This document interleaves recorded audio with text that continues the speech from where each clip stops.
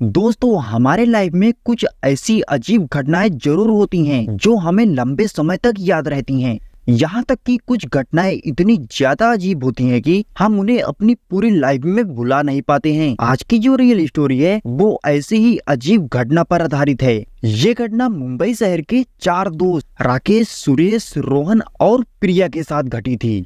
इन चारों दोस्तों के साथ जो घटना घटी थी वह इतनी अजीब और डरावनी थी कि वो लोग अपनी पूरी लाइफ में उस घटना को भुला नहीं पाए। आज हम उसी घटना को लेकर आपके सामने उपस्थित हुए हैं। हम आशा करते हैं कि आपको ये रियल स्टोरी जरूर पसंद आएगी। बस वीडियो को एंड तक जरूर देखते रहिएगा। इस कहानी की शुरुआत गर्मियों की छुट्टियों से होती है। राकेश, सुरेश, रोहन और प्रिया ये चारों गर्मी की छुट्टियां एंजॉय करने के लिए मनाली जाने का प्लान बनाते हैं। प्लान के मुताबिक ये चारों अगले दिन मनाली जाने के लिए एक बस में बैठ जाती हैं। सफर काफी लंबा था। इन चारों दोस्तों में जो प्रिया थी उसे थोड़ी नींद आ जाती है और वो सो जाती है।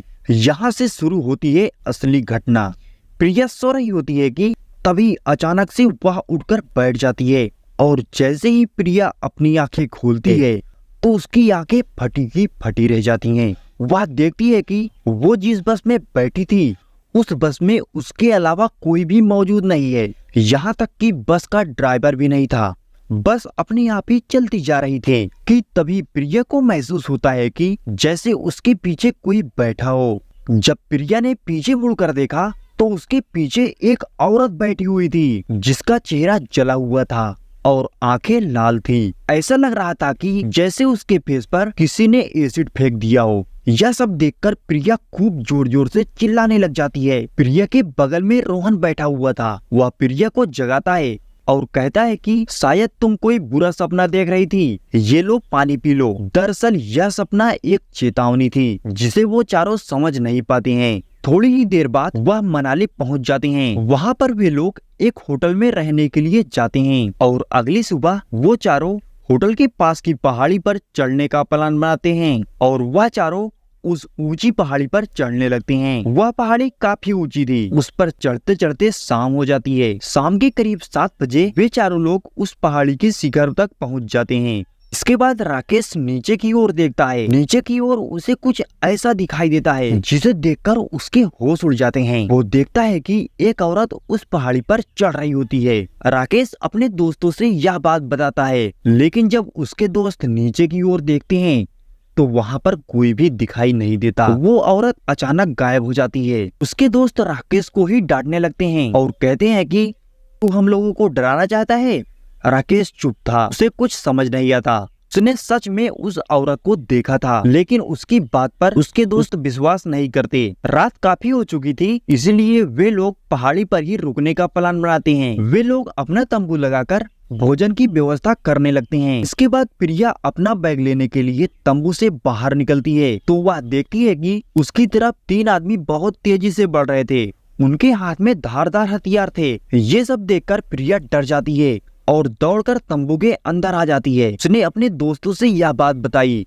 उसके दोस्त फटाफट तंबू से बाहर आती हैं। वह चारों उन्हें अपनी ओर बढ़ता हुआ देखकर बहुत डर जाते हैं और अपना अपना सामान लपेटने लगते हैं। इसके बाद वो एक बड़े से पत्थर के पीछे जाकर छुप जाते हैं। वो देखते हैं कि अचानक वो तीनों आदमी एक जगह बैठ जाते हैं और आग लगाकर कुछ हवन टाइप करने लगते हैं और वो कुछ मंत्र भी पढ़ रहे होते हैं। ये सब कुछ वे चारों दोस्त एक पत्थर के पीछे से छुपकर देख रहे थे। इसके थोड़ी ही देर बाद उन चारों आदमियों के बीच में एक औरत आकर बैठ जाती है। वह वही औरत थी जो प्रिया के सपने में आई हुई थी। देखते ही देखते वह औरत इन चारों दोस्तों की तरफ अंगुली दिखाते हुए कुछ कहती है। इसके बाद वे तीनों आदमी तुरंत इन चारों दोस्तों की ओर तेजी से आने लगते हैं। यह सब देखकर वो चारों दोस्त तेजी से पहाड़ी से होटल की तरफ भागने लगते हैं। प्रिया और राकेश सबसे आगे भाग रहे थे और सुरेश, रोहन उनके पीछे भाग रहे थे। भागते भागते प्रिया और राकेश आखिरकार होटल तक पहुंच जाते हैं, लेकिन रोहन और सुरेश का कुछ भी अता पता नहीं था।